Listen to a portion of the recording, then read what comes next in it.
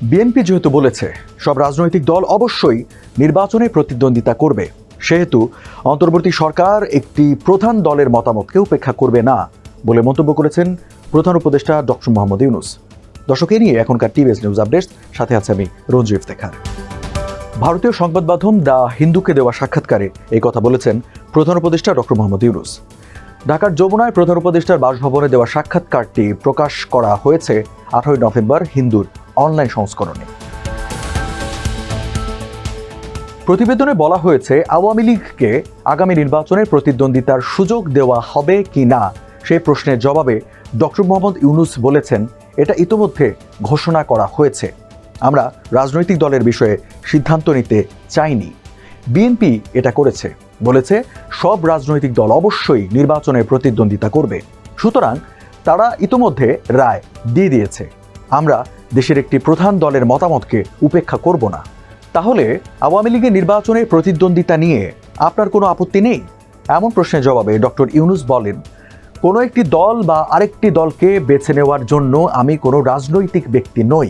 আমি রাজনীতিকদের আকাঙ্ক্ষাকে বাস্তবের রূপ দিতে সহায়তা করছি।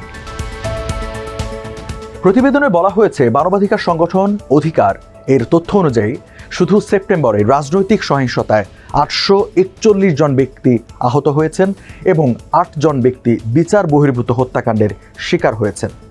কেউ কেউ বলছেন আপনার সরকার অতীতের আচরণ অব্যাহত রেখেছে। জবাবে ডক্টর ইউনূস বলেন, মানুষকে বিচার করতে দিন। এই সরকার কি করেছে এবং অন্য সরকার কি করেছে তা তুলনা করে দেখুন। আমি বিতর্ক করতে যাচ্ছি না। আমরা সংবাদ মাধ্যমের স্বাধীনতা নিশ্চিত করেছি, এটা নিয়ে কোনো সন্দেহ নেই। এক্রিডিটেশন আইন আমরা প্রণয়ন করিনি, আমরা শুধু এর প্রয়োগ করেছি এবং আপনি এটা নিয়ে বিতর্ক করতে পারেন যে এই প্রয়োগ সঠিক কিনা। আমি আইনটি পরিবর্তনের পক্ষে।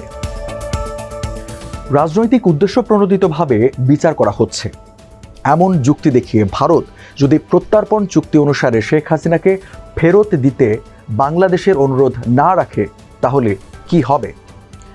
জবাবে ডক্টর ইউনূস বলেন, আপনি কি বলছেন ভারত চুক্তি লঙ্ঘন করবে? হ্যাঁ, চুক্তিতে এমন কিছু ধারা রয়েছে, কিন্তু ভারত সরকার যদি শেখ হাসিনাকে সেখানে রাখতে এগুলো প্রয়োগ করে তাহলে সেটা আমাদের মধ্যে ভালো সম্পর্ক গড়ে তুলবে না। আমাদের অন্তর্বর্তী সরকারের মেয়াদ খুব কম, তাই এই সময়ে হয়তো বাংলাদেশ ও ভারতের মধ্যকার সব কিছু মীমাংসা করা যাবে না, তবে আমাদের পরে যে সরকারই আসুক না কেন তারা এটা ক্ষমা করবে না। দর্শক, এই ছিল এখনকার টিভিএস নিউজ আপডেটস। আর সংবাদ জানতে টিভিএস এর সাথেই থাকুন।